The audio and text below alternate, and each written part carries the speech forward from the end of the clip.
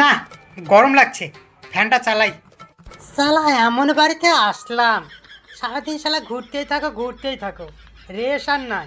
শালা আলসাচুদা মালিক সারাদিন শুয়ে থাকে আর আমাকে পাকা দিয়ে বাতাস করেই যাও, ঘুরতেই থাকো। বমি বমি পাচ্ছে।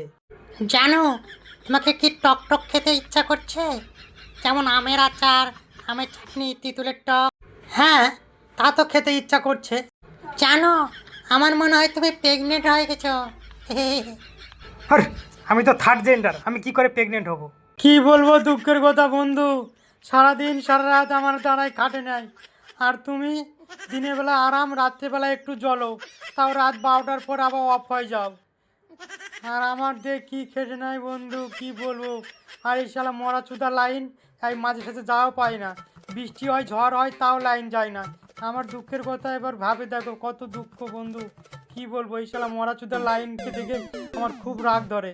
খবরদার আমার নামে একটাও বদনাম করবি না, নাহলে এমন লাইনের ভোল্টেজ বাড়িয়ে দেবো না, তখন বুঝতে পারবি পেটের নাড়ি বুড়ি সব জ্বলিয়ে দিব। তখন বুঝতে পারবি কত ধানে কত চাল।